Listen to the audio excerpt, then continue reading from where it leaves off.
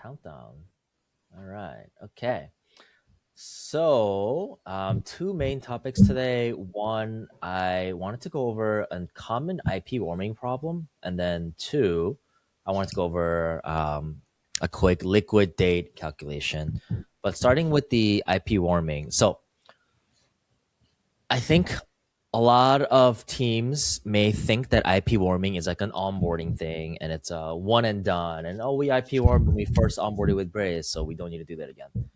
Reality is, if you take a look at your email performance page, and our dashboard is not going to have great visuals, but you want this graph to look. I think in a perfect world, it's a gradual graph with no spikes in your daily send volume. So I guess in a perfect world, it's a smooth graph, but we rarely see that in our customers, and really in any of our. I bet in a lot of Braze teams, like email volume might be tough to control. There's, a lot of teams have campaigns, kind of popping up left and right, last minute things, whatever it might be. And the best practice is before any send that's more than double your previous day's send, we want to IP warm to that level. So it's not just an onboarding thing, it's a constant thing.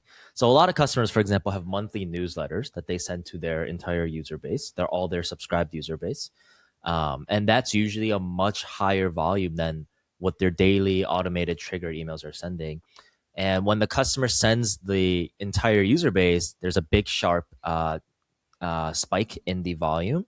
And then what happened to our delivery rate? That is not good, because you want to target 99% delivery rate. That's like golden standard, A+ standards. 95 plus is okay. I think Braze recommends 99 plus. If you're in the 90s, that's not bad. I think low 90s is still definitely something to address, though.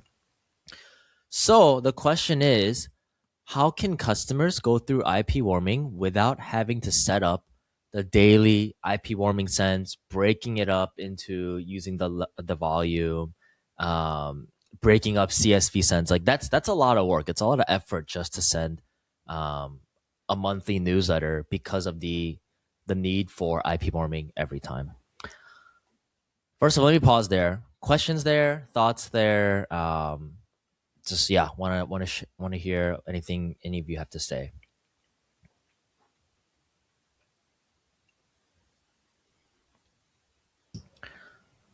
Oh, Peyton. I was gonna say I got nothing. I'm also not sure how much is like theoretical versus practical, right? Like it might be textbook to say no more than twice your daily volume. That is what Braze will educate on our customers with like their, and they have a really strong deliverability team. In practice, how realistic is it to have daily send volume be, gradual and no more than twice your previous day? I don't know if it is. And that's why I think we see, and also even I think that knowledge isn't quite there. And that's why we see so much spikes. This is something I've tried in the past, and I wanted to show it to you all, and also kind of talk about this idea and like compare and contrast. I'm gonna stop sharing for a second. But it's a method that I thought of, and I don't think I'm the only person who thought of it, but just how do we make IP warming as smooth and easy as possible? So we're gonna use a canvas for this. So, and let's assume that we have 100,000 email available users. And then I'm gonna pull up Braze IP warming schedule. I go to this table very, very often.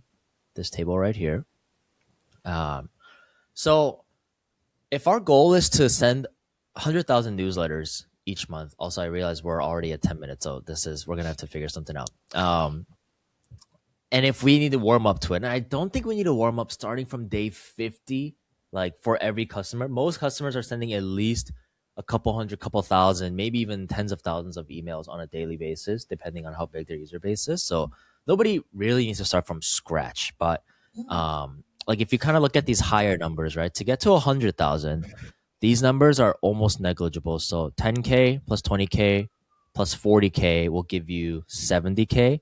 And then you need another day to get the remaining 30K, a little less than 30K with these counting, right? So let's say we want to warm up to 100K email sends over 4 days. Um, Let me pause there. Any questions so far? Are we good with like the idea of like, okay, let's warm up to 100K over 4 days? And a lot of teams can do it much sooner or much later. Peyton, if you remember our fundraising customer, we would send the one like 10 mil emails, right? Like Mhm. with multiple times a month, and we had to IP warm, and it was like it's the same idea. We used to break it down to 1 mil, 2 mil, 4 mil, and then 4 mil. I think that Yep. gives us maybe 1 mil, 2 mil, 4 mil, and 3 mil, like the remainder. Yeah, I think we did the remainder at the end. Yeah. So that's pretty much exactly what I'm trying to build. I actually can't remember if we did. We may have done something just like this back then. We did So RBNs, drop them all in, yes, split by RBN delay. Yeah. yeah, exactly. So that was the idea. So the idea is if you don't want to make, go through such a project to IP warm every time, what you could do is if we're splitting over 4 days, we could do day one, day two, and then yeah, I was asking chat about like how to split up RBNs, random bucket numbers, and then the idea is first day people get their emails right away, second day people get their emails the next day, third day gets it 2 days later, and then fourth day. So if it is still a little bit of a process, but this should be much easier theoretically than having to, like duplicate campaigns, set audience filters. Because the way it flows down is, let me just finish setting this up real quick. And then we didn't actually get to the flow part. So once we talk about the flow, it might make sense. But the idea is when you use an audience path, every user goes down in here and they go to the first path starting from the left that they match. And as long as we're not having any overlap in random bucket numbers, everyone should fall down exactly one path. Um, and this way, you don't have to say like users who did not receive email the previous day. It's like everyone is queued up to get their email on the right day of the IP warming. So what I asked chat yesterday was, let's see if I can recreate it. I'm trying to IP warm to 100K emails. In Braze, there are 10K random bucket numbers. Um, if we double our send volume each day, how can we use? Let me clarify this. In Braze, every user is assigned a random bucket number between 0 to 9999. That's a lot clearer. If we double our send volume each day, how can we uh, break up the 100K email sends over 4 days? And then this should give me, hopefully, I should have asked to give me a breakdown range. But, oh yeah, it gave me the same thing yesterday. Nice. So if we target random bucket number 0 to 667 on day one, that's going to send to approximately 6,667 users. Then the next day we get to double, then double, then double. And then over 4 days, we'll reach 100K users. And then this is the random bucket number breakdown on how we can split the users that way. Right? Every user, 100,000 user, they all have a random number from 0 to 9999. That's just 10,000 numbers. And then we're using that to split it up. The one downside I can already see from this is that if we set it up this way, it's always going to be the same order, as in the same first 6,667 users will get the email on the first day. Then the same group will get it on the second day, third day. It might be okay, but it's a little hard to control for who's getting like which of our most engaged users are getting the email on the first day. So I think that's the biggest flaw of this method. And there could be others, and which is what I wanted to hear from you all if you can think of any. But That's the setup. Questions so far as I kind of set this up, and I'll show us a bug that I found in Braze. So, and once again, maybe we need to flag this to Braze, but I'll set it up and then, yeah, let me know if anyone has any questions. Less than 667. I think random bucket numbers is cool, is interesting, but it also has its downside because it's such a fixed thing that we don't really get to use like dynamic volumes. So 1999. And then notice the way I'm setting it up. If we want 0 to 666, I'm just using less than 667. And then the next day I'm doing at least. So it's like including 667, not more than 667. So it's like 667 or higher. So I can use at least. But then the other upper bound, I do less than, oh, this should be less than 2000. So that we can get up to 1999. And then day 3, random bucket number is at least 2000. And then random bucket number is almost there, 4667. And then day 4 is going to be at least 4667. Actually, that's it. I don't need anything more than that. So it should be consistent, less than 667, at least 667 and less than 2000, at least 2000, less than 4667, and then at least 4667. I'll show us the bug that I found. I did random bucket number less than 10,000. If it's less than 10,000 and Braze only goes out to 9999, we should be good here, right?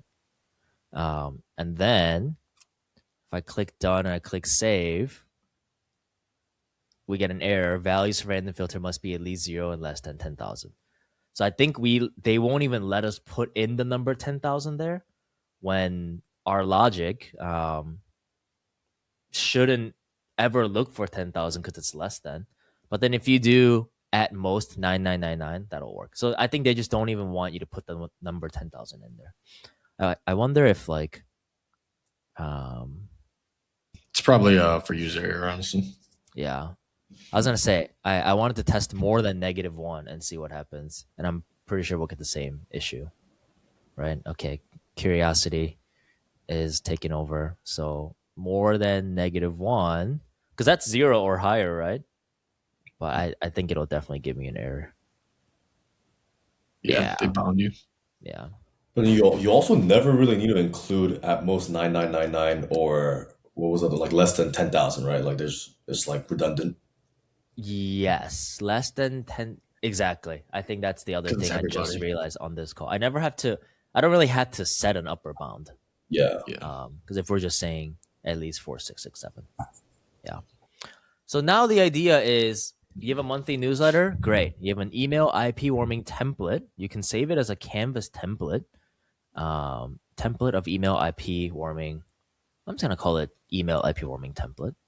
And then every time you need to make, a new newsletter, you launch this or you duplicate this, set up your email, and then just schedule launch it for whatever day, and then the users should drop in automatically over 4 days. This is the example for 100K, but numbers will vary, and you can break it up over more days. But when it gets to more than 4 days, I feel like now the issue is like, okay, does it still make sense for some users to get this email so much later than your other users? What if it's a Valentine's Day thing, like, and then I get my email after Valentine's Day? That's not good. Or because you have to spread it over 10 days, like we have to start on February 4th, and is that too early for Valentine's Day? So these are the practical hurdles that usually get in the way. But I think most teams may be okay with like a 4-day split. So Yeah. That was when I worked at Braze. That was also like an issue that would come up a lot. They'd be like, "We need to email everyone on this day," and I'm like, "Good luck." yeah, customers want to, right? From a brand perspective, if you have a major launch tomorrow and you need to let everyone know, you need to email everyone today. Like you might even Yeah. have to. But then the question is, at the risk of your IP deliverability score, like will you still email everybody?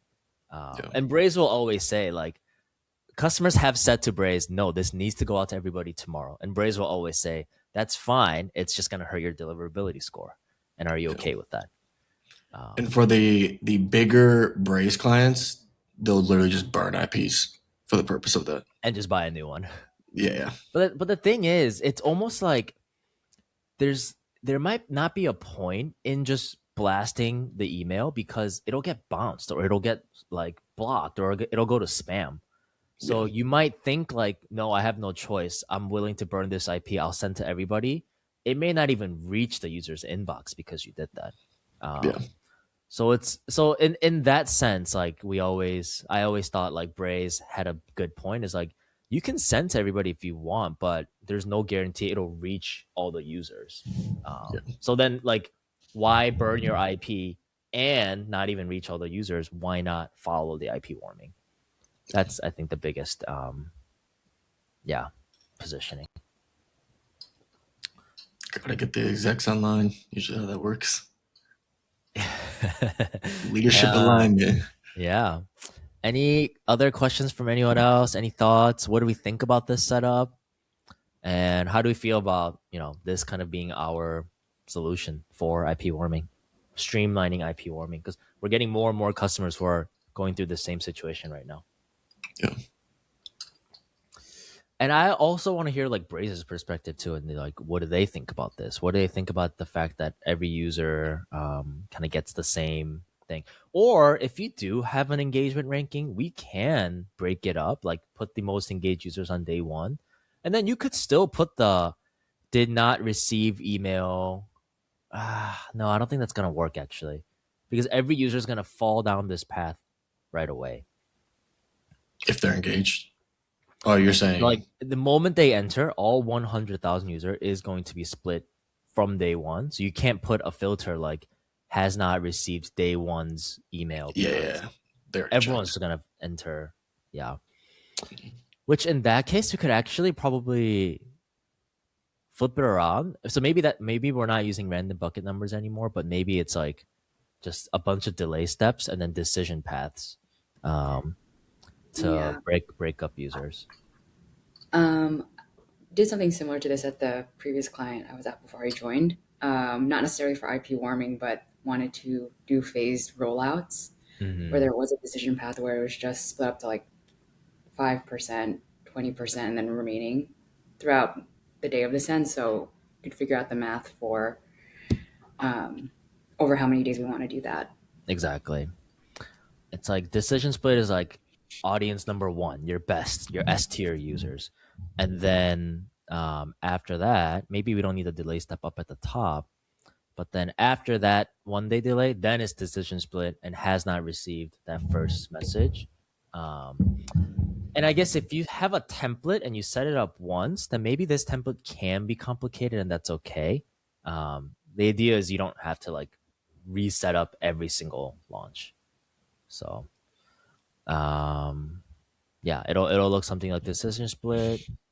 Yes, we'll get a message, and then next day, and then the no days will go to the delay.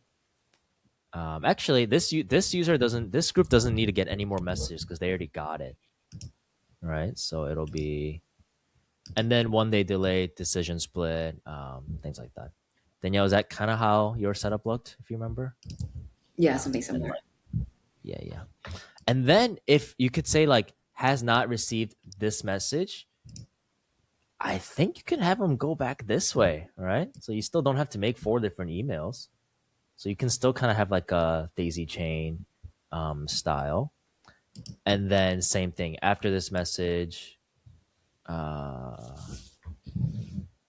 then the no path goes to another delay and things like that.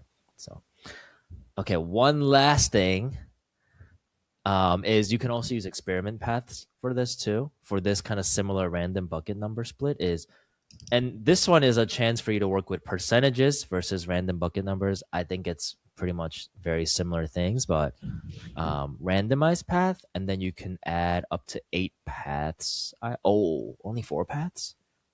No, it should be 8.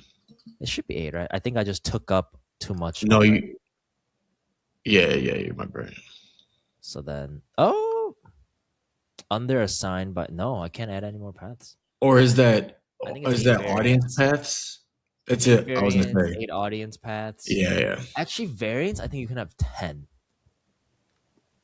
I'm getting confused. It's 8 audience paths for sure. Yeah, I was gonna say 8 audience paths for sure. I think you could, well, we could try to find out how many variants we could have. But I guess it's 4 paths maximum for experiment paths. And Yeah, then it's 4. 8 variants also. Yeah.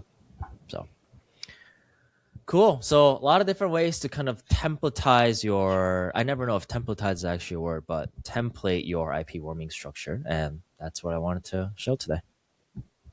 So any final questions? I think for the sake of time, we will do the liquid thing separately. But yeah, we'll end the recording here. So thank you.